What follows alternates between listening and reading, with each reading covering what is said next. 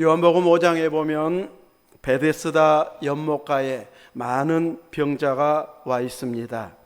이들에게는 이 세상 길에서 마지막이 가까이 온 사람들처럼 보이지만 이들이 이 세상에서 전혀 기대감이 없이 있던 것은 아닌 것처럼 오늘 본문에서는 보여집니다. 우선 베데스다 연못가를 찾은 것부터 기대감, 마지막 희망의 끈을 가지고 찾아왔다고 할 수 있습니다. 그 기대감을 가진 자들이 모여서 3절에 보면 그 안에 많은 병자, 맹인, 다리 저는 사람, 혈기 마른 사람들이 누워서 물의 움직임을 기다리고 있었다. 이제 마지막 희망을 걸고 여기에 들어가기만 하면 치료가 된다는데 하면서 마지막 이제 희망을 붙들고 나온 자들이 이렇게 많이 누워 있었는데 그 이유는 천사가 가끔 못에 내려와 물을 움직이게 하는데 움직인 후에 먼저 들어간 사람이 어떤 병에 걸렸던지 낫게 된다. 이 소문을 듣고 수많은 이들이 각처에서 찾아와서 물의 움직임을 기다리고 있습니다. 막 정한 시간에 이제 물이 움직인다면 이제 딱 맞춰서 가면 되는데 언제 움직일지를 모르기 때문에 와서 기다리고 있다가 이제 계속 바라보다가 움직였다면 들어가려고 준비하는 그런 사람들이 이렇게 많이 누워 있었습니다. 그런데 들어간 사람 모두에게 치료가 되면 참 좋은데 먼저 들어간 한 사람에게 치료가 주어지기 때문에 모든 사람들이 다 나은 것은 아니지만 온 사람들은 아마 내가 제일 먼저 들어가면 그 대상, 치료받은 사람이 나일 것이라고 하는 이런 기대를 가지고 찾아온 사람들이 거기에 누워있는 사람들이라고 할 것입니다. 이렇게 기대를 하고 찾아올 때까지만 해도 희망의 서광이 그들에게 비치고 있다고 할 수 있는데 막상 와서 보니까 자기 혼자가 아닙니다. 또 자기보다 재빠르게 가는 사람이 있습니다. 다른 쪽에 이상은 있는데 다리에는 이상 없는 사람은 달려서라도 갈 수 있기 때문에 이렇게 자기보다 먼저 가는 사람들이 많이 있는 사람들은 혼자서는 못 가고 누가 물에 넣어 주어야 할 이런 사람들에게는 다시 한번 절망을 맛보는 이런 장소가 되고 있는 곳이 베데스다 연못가의 현장이라고 할 수 있을 것입니다. 오늘 본문에 등장한 이 환자는 38년 된 병자다. 이 38년이나 된 이런 병자의 모습입니다. 80년이면 34년, 76년이 1976년도에부터 아파야 올해가 38년이 돼요. 아니 그럼 더 되는데 아무튼 계산이 올라왔네. 아무튼 38년 약 86년인가 그러면 이렇게 이 많은 시간이 이 환자의 생활로 참 고달퍼 있는 이런 사람이 베데스다의 연못에 가면 낫는다고 하더라. 이런 말을 듣고 보니까 큰 기대감을 가지고 이 사람도 왔을 터인데 막상 와서 보니까 자기보다 다들 먼저 가버리고 자기는 물에 넣어준 사람이 없다 보니까 계속 절망을 안고 있는 이런 모습이고 그래도 혹시라도 희망이 있을까 하고 거기를 떠나지는 못하고 있는 이런 모습을 보이고 있습니다. 바로 아무도 도와줄 수 없는 사람, 이 사람이 진정 땅끝에서 누워있는 자라고 할 수 있을 것입니다. 마음은 건강하기를 원하지만 기대할 수 없는 상황. 그래서 막연하게나마 누군가 좀 힘 있는 사람이 여러 사람이나 한 사람이라도 자기를 도와서 먼저 물에 넣어줄 사람이 누가 있을까 애처로운 마음을 가지고 기대감을 가지고 도울 자를 찾고 있는 이런 사람에게 찾아온 분이 계셨습니다. 그분은 나사렛 예수님이셨습니다. 그가 누운 것을 보시고 벌써 병이 오래된 줄 아시고 말씀합니다. 내가 낫고자 하느냐. 당연히 낫고 싶어서 왔는데 예수님은 물어봅니다. 그래서 내가 낫고자 하느냐? 그래서 진심으로 낫고자 한다는 것을 주님 앞에 고백하고 표현하기를 원하고 있습니다. 여러분은 감사합니까? 이렇게 물어봐서 감사합니다 이렇게 하는 것보다는 자꾸 내 입을 열어서 주님께 감사의 표현을 하는 것, 그 표현을 듣기를 주님은 원하고 있습니다. 다 감사죠 뭐, 그렇게만 대답할 일이 아니고 실질적으로 작은 부분 하나하나에 이르기까지 감사합니다. 염춘수 집사님 이제 그 전주에 오지 않아서 지난주에 오셔서 이제 지난주에 왜 안 오셨어요 하고 이제 막 도착해서 물었더니 쳐다보지도 않고 대답도 안 하고 가만히 계셔요. 그래서 이제 그 요양보호사 하신 분에게 잘 안 들린가요 물어봤더니 안 들리신대. 이렇게 몸은 건강하고 또 이제 성경도 꼭 찬송가도 찾아달라고 하시는데 아무튼 물어보면 또 대답은 못하니까 제 설교를 알아듣는지 못 알아듣는지 알아볼 수가 없는, 우리 교회 어르신들도 자꾸 자기들 이야기하고 있어서 저분들이 말씀을 알아들을까, 찬송은 부르고 있을까. 그래서 공과도 이제 해보라고 이제 오늘 새롭게 시도를 했는데 설교 듣는 것보다 잘 알아듣겠던가요? 제가 물어본 질문을 모르시나?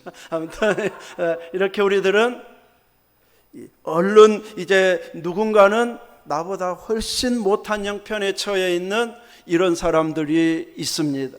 그래서 나는 아파 죽겠다, 힘들다, 여기만 안 아프면 얼마나 좋을까 하는데 누군가는 나를 부러워하고 있습니다. 난 저 정도만 되면 얼마나 좋을까. 혼자서 밥해 먹고 빨래하고 청소하고 이렇게만 지내도 요양원은 안 갈 텐데 이러면서 우리를 또 부러워하는 사람도 있는데 우리는 지금의 상황을 만족하지 않고 나보다 조금 더 건강한 사람, 내가 가장 많이 아픈 그것만 치료되면 얼마나 좋을까 하면서 지금의 현실에서 만족하지 못하는 경우가 참 허다합니다. 그러다 보면 모든 사람들이 몇 가지씩은 부족함을 느끼다 보니까 주어진 삶의 감사를 놓쳐버리는 경우가 허다합니다. 그런데 주님은 그 표현을 듣기를 원하십니다. 네가 낫고자 하느냐, 정말로 너 감사의 마음이 있느냐 하면서 나를 사랑하느냐고 주님은 질문하고 있습니다. 베드로에게도 질문하셨잖아요. 뭐라고요? 네가 나를 사랑하느냐. 다른 사람들보다 다 떠나도 나는 버리지 않겠다고 했던 그 베드로를 향해서 다른 사람들보다 나를 더 사랑하느냐. 구체적으로 베드로의 입을 열어서 주님 사랑합니다는 그 고백을 듣기를 원하시는 주님 앞에서 우리는 표현하는 자가 되어져야 할 것입니다. 감사하면 감사의 표현을 하고, 찬양하고 싶은 막 감동이 오면 찬양을 하고, 또 누군가에게 복음을 전하고 싶으면 전할 수 있는 이런 실질적으로 행하는 그 모습을 주님은 보기를 원하십니다. 우리가 금요일 날 오후마다 이제 전도를 하고 있지만 마을마다 가면 믿는 사람이든 안 믿는 사람이든 이제 그만 오라고, 오지 말라고, 저를 꼭 냉전 박대하는, 문전 박대하는 것처럼 들려져요.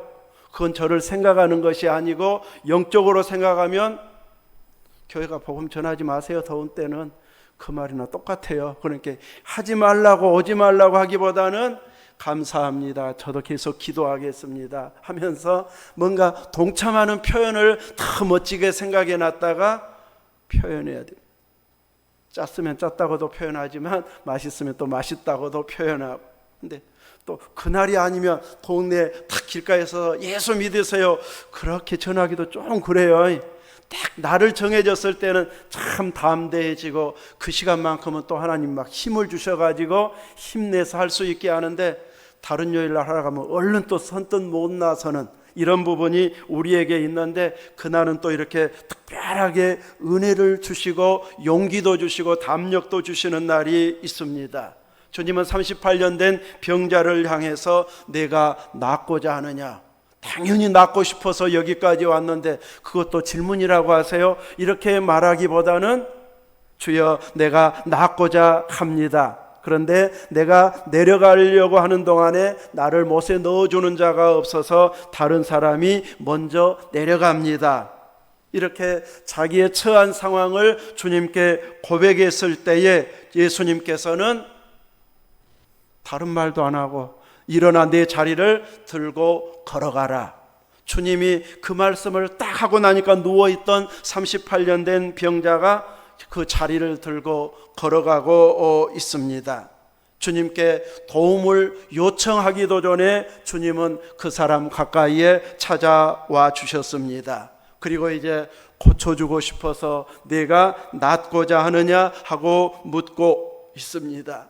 주님의 말씀은 권세가 있습니다. 창조주이시기 때문에 주님이 말씀하시면 말씀하신 대로 그대로 이루어집니다. 우리 인간도 처음 창조하여 에덴 동산에 살았을 때는 지금보다 훨씬 지혜가 있었고 또 많은 능력을 가진 자들이 우리 인간들이었지만 타락으로 인해서 죄를 지음으로 인해서 많은 능력을 잃어버리고 말았습니다. 그래도 아직도 우리에게는 말의 권세가 상당히 남아있는 것도 사실입니다. 누군가의 칭찬을 받으면 힘이 나고 의욕이 생겨납니다. 누군가가 듣기 싫은 말을 나에게 계속 외쳐대면 낙심하고 실망하기도 합니다. 무언가 이루어질 만큼은 아니지만 부정적인 영향, 긍정적인 영향을 일부 끼칠 수 있을 만큼 우리에게도 말의 권세를 가지고 어느 정도 살아가고 있지만 예수님은 말씀하시면 그대로 이루어지시는 창조주시요 말씀의 권세가 있는 분이십니다. 그 말씀이 육신이 되어져서 우리에게 오셔서 구원을 완성하신 우리의 주님이신데 그 주님은 누워있는 그 병자에게 38년 된 병자에게 이 사람만 조용히 오셔서 일으켜 주셨습니다. 마치 그 사람과 대화하고 있는 것처럼 곁에 있는 사람도 눈치채기 어려울 정도로 그를 조용히 일으켜 자유롭게 내보내고 있습니다. 만약에 큰 소리로 네가 낫고자 하느냐 일어나 걸으라 이렇게 가지고 걸어가면 베드스다에 있는 사람들이 다 예수님에게 몰려와서 나도 하고 서로 고쳐달라고 했을 텐데 아무도 그 반응을 안 보인 거 보면 조용한 모습으로 마치 그 사람 한 사람하고만 대화하고 있는 것처럼 치료의 선언을 해주시고 일어나 걸어가라, 자리를 들고 걸어가라고 하심으로 인해 그 한 사람만 치료되는 이런 놀라운 은혜를 입고 있습니다. 이렇게 주님은 때로는 조용하게 다가오셔서 내 마음을 만져주시고 내 아픔을 알아주시고 내 문제를 해결해 주시도록 선언해 주시는 사랑의 주님이십니다. 그 주님의 은혜가 나에게 임하도록 우리의 시선이 주님을 향하고 있고 끊임없이 주님 말씀하시면 아멘하고 바로 대답할 수 있고 구할 수 있는 이런 깨어있는 우리의 영적인 상태가 되도록 늘 살아있는 믿음으로 준비하고 있어야 할 것입니다. 우리가 알고 있는 이제 구약의 수리아 아람의 나아만 장군이 문둥병에 들었을 때 마침내는 그도 땅끝에 서게 된 이런 절실함을 알게 되어졌을 것입니다. 아람 왕의 가장 신임을 받는 군대 장관이었지만 그에게도 아픔이 있는데 사람의 힘으로는 의사의 힘으로는 약물로는 치료할 수 없는 이런 병이 들어있을 때에 그렇게 막강한 권세를 가진 자, 왕 다음으로 힘을 가진 자여도 역시 사람이여 땅끝에 서 있는 자인 것을 보여주고 있습니다. 그가 땅끝에 서고 보니까 그때에서야 자기 집에 이스라엘에서 포로로 잡아온 한 소녀 종의 말이 귀에 들려오고 있습니다. 자기가 아프지 않았더라면 그 소녀의 말이 감히 귀에 들어오기나 했겠습니까? 그런데 자기가 치료가 안 되는 병에 걸렸는데 그 병도 자기 나라의 선지자에게 가면 고쳐진다고 이야기하니까 그 말이 자기 귀에, 먼저는 아내의 말에 귀에 들려졌고 아내의 말에 자기에게도 들려와서 왕에게 이야기하고, 왕은 편지를 써서 이스라엘 왕으로 하여금 내 신하를 보낼 터니 고쳐달라 이렇게 부탁할 수 있을 만큼 그는 한마디, 한 소녀의 한마디가 이제 자기에게로 향해진 말씀으로 받고 이렇게 이스라엘의 왕을 찾아갔다가 엘리사 선지자가 자기에게 보내라고 이스라엘 왕에게 전달했을 때 이스라엘의 선지자 엘리사에게 찾아가게 됩니다. 그래서 이 엘리사의 선포대로 요단강물에서 7번 씻고 났을 때 어린아이 살과 같이 깨끗이 치료되는 이런 놀라운 회복의 은혜를 나아만 장군은 이제 회복의 은혜를 입게 되어집니다.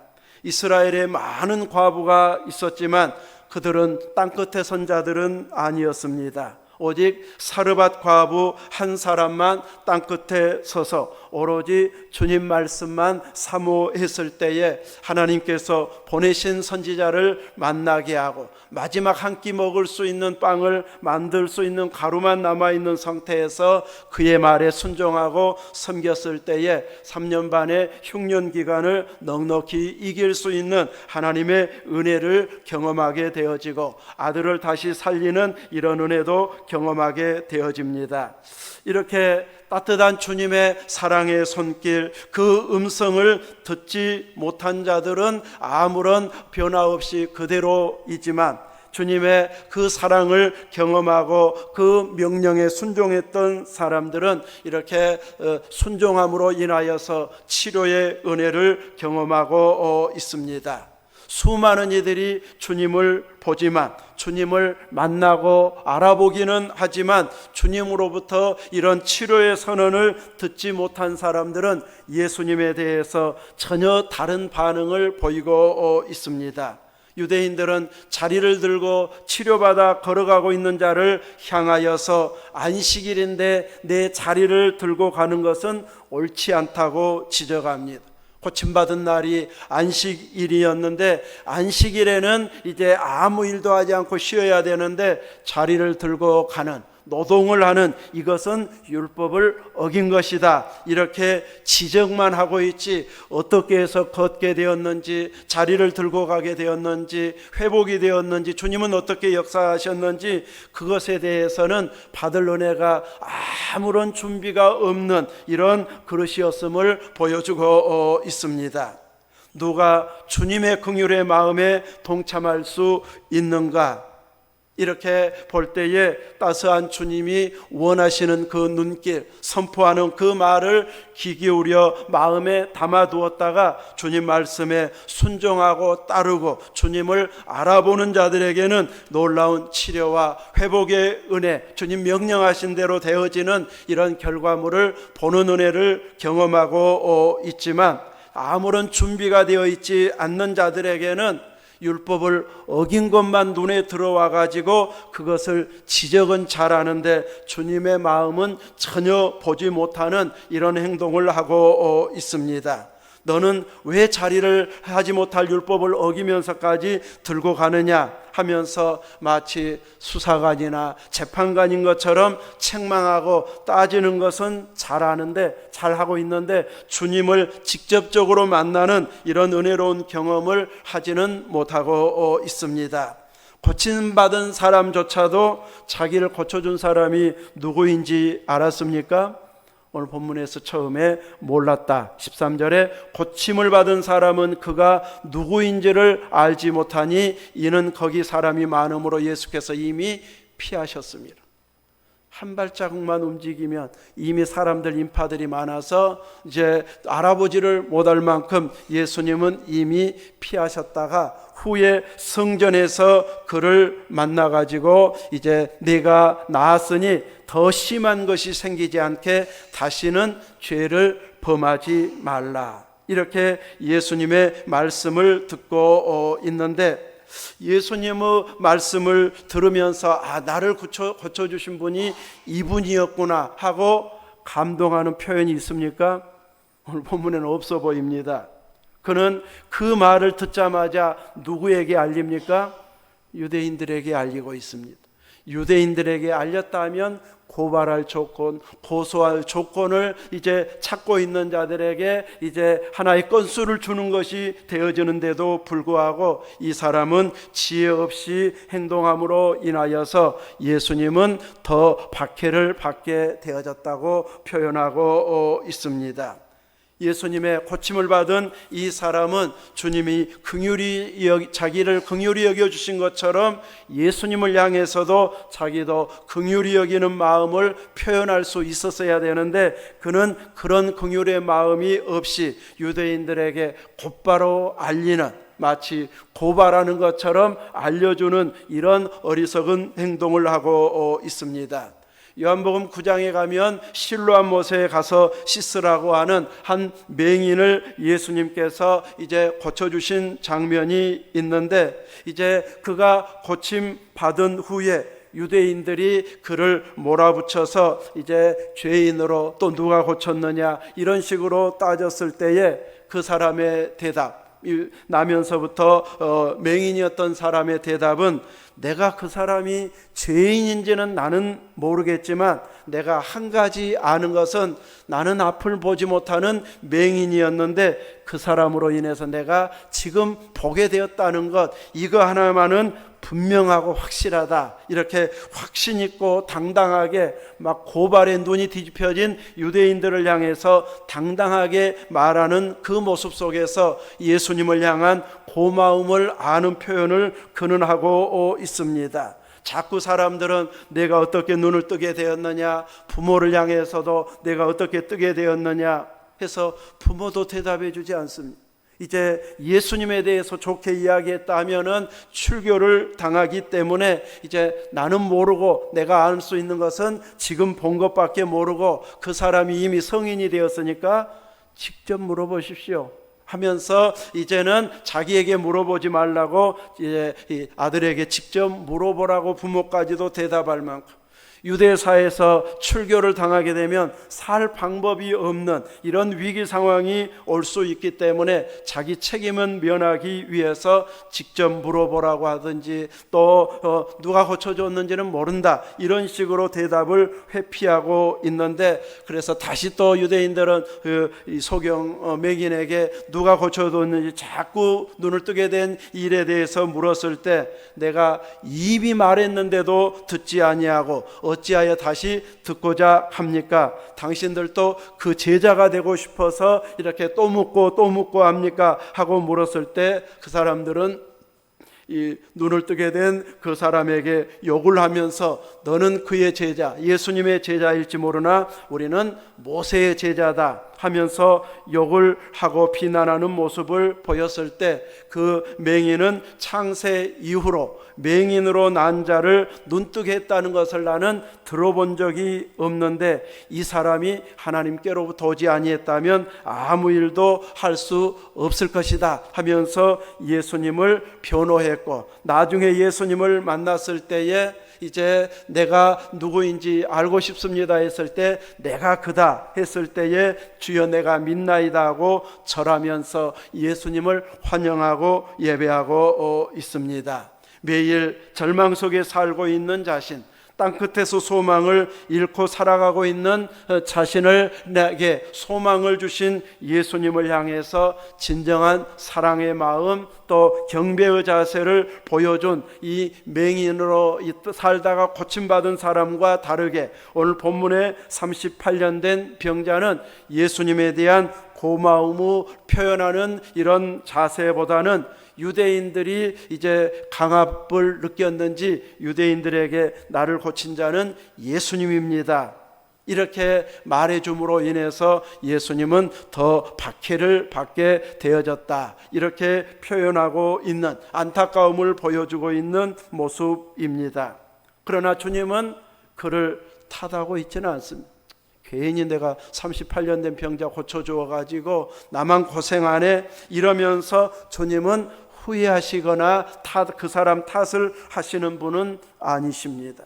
병이 벌써 오랜 줄 아시고 그를 향해서 긍휼의 마음이 있어서 일어나 내 자리를 들고 걸어가라 해서 걸어감으로 인해서 주님은 하나님께서 보내신 뜻을 이미 행하고 있기 때문에 그 사람이 알아주든 알아주지 않든 자기가 하는 사역에 대해서 만족하고 하나님의 뜻을 이루는 것으로 이미 자족하고 있는 이런 모습을 주님은 보여주고 있습니다. 그러나 사람된 입장에서 주님의 긍휼을 힘입어야 할 이제 우리들의 입장에 있어서는 주님의 긍휼의 은혜를 힘입는 것, 이것은 아무 때나 주어지는 것이 아니기 때문에 주님께서 기회 주셨을 때, 질문했을 때 바로 믿음의 고백과 대답을 통해서 주님의 은혜를 힘입을 수 있는 자리에까지 우리가 나아가기 위해서 끊임없이 주님을 사모하는 자가 되어져야 할 것입니다.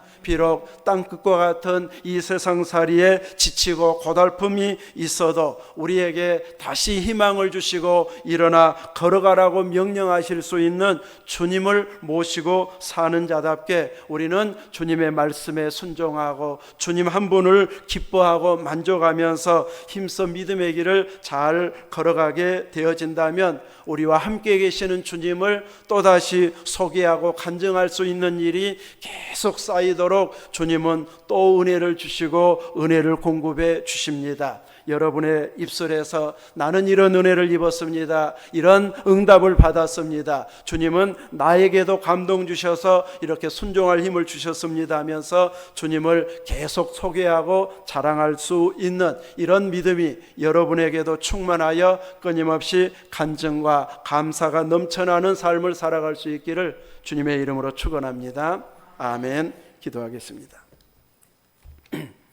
거룩하신 하나님 아버지, 오늘 또 우리 구주 예수 그리스도를 나의 주, 나의 하나님으로 영접한 자들을 이렇게 불러주셔서 하나님 앞에 예배하는 자로, 예수님을 자랑하는 자로, 또 예수님을 증거하며 감사로 영광 돌리는 자로 서게 해주셔서 감사합니다. 이제 또 한 주간 동안 살아가는 동안 매일매일 주님과 함께하는 삶, 또 나에게도 끊임없이 말씀하시고 응답해 주시고 은혜를 공급해 주시는 그 주님의 긍휼을 내가 직접적으로 체험하는 은혜 생활이 계속해서 이어져 가도록 인도하여 주시어서 하루도 한시도 주님 떠나서는, 또 주님 생각하지 않고 그냥 보내는 시간 없이 주님과 온전한 동행을 이루는 복 있는 삶을 우리 모두가 살아가도록 인도해 주옵소서. 매일같이 새벽을 지키고 기도 시간을 지키고 주님에게 감사의 표현을 하는 귀한 심령들 위해 이번 한 주간도 넘치는 은혜를 부어주시옵소서. 우리 구주 예수님 이름으로 기도하옵나이다. 아멘.